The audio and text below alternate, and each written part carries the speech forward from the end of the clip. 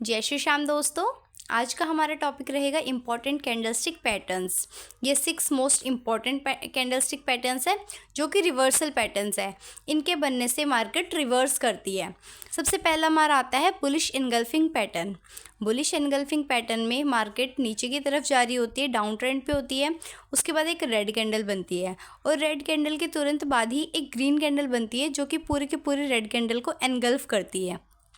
Engulf करने का मतलब क्या है कि उसका जो हाई और जो लो है वो पूरा का पूरा उसके अंदर आए। जो छोटी कैंडल है वो बड़ी कैंडल के अंदर समा जाती है। इसका मतलब ये है कि यहाँ पे बुल्स ने क्या किया है, बियर्स को एनगल्फ कर लिया है और उसके बाद मार्केट हमें ऊपर जाती हुई दिखाई देती है। इस पैटर्न को हम बोलते हैं बुलिश एनगल्फिंग पैटर्न।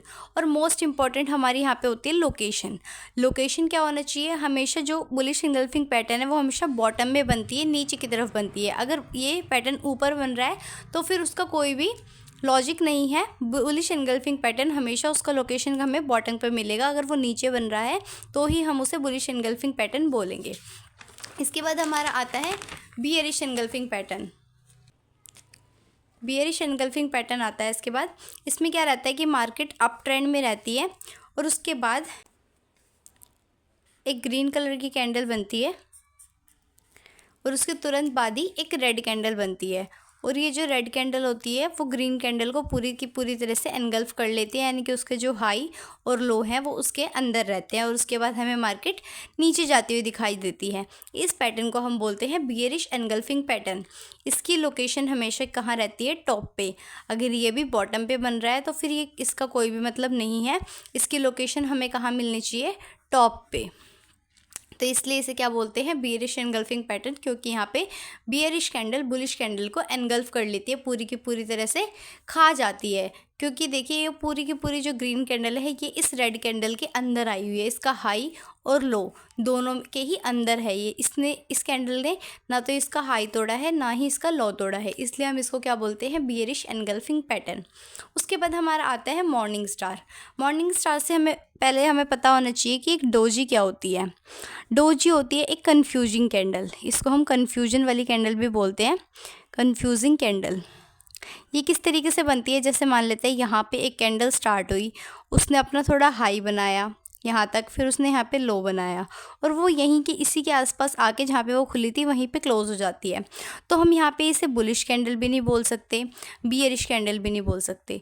तो जो कैंडल ना तो बुल्स वाली होती है ना बियर्स वाली होती है, उस कैंडल को हम बोलते हैं डोजी कैंडल। तो ये पैटर्न भी कैसा होता है, इसमें जो है ना मार्केट डाउनवर्ड्स होती है और यहाँ पे क्या होता है, एक रेड कैंडल बनती है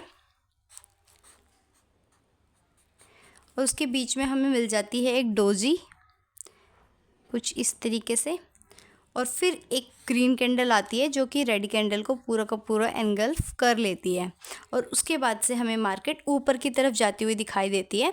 तो इस पैटर्न को हम बोलते हैं मॉर्निंग स्टार। मॉर्निंग स्टार भी काफ़ी इंपॉर्टेंट पैटर्न है क्योंकि ये भी हमें बहुत कम देखने को मिलता है।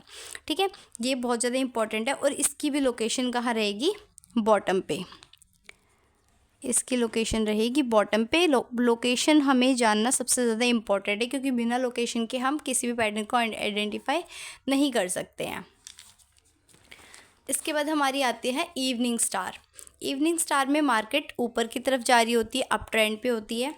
उसके बाद एक ग्रीन कैंडल होती है, बीच में एक डोजी कैंडल आ जाती है और उसके बाद जो हमारी रेड कैंडल होती है वो ग्रीन कैंडल को पूरी की पूरी तरह से एनगल्फ कर लेती है। उसने ना उसका हाई तोड़ा होता ना लो तोड़ा होता और उसके बाद हमें मार्केट नीचे की तरफ जाती हुई दिखाई देती है। तो इस पैटर्न को हम बोलते हैं इवनिंग स्टार। ये पैटर्न भी बहुत ज़्यादा इम्पॉर्टेंट हो जाता है। इसके बाद हमारा आता है हैमर। हैमर क्या होता है, हैमर एक ऐसा कैंडल होता है जो इस तरीके का दिखाई देता है। ठीक है, हैमर की शेप इस तरीके से होती है। तो ये वाली हैमर की भी कैंडल इस तरीके की होती है।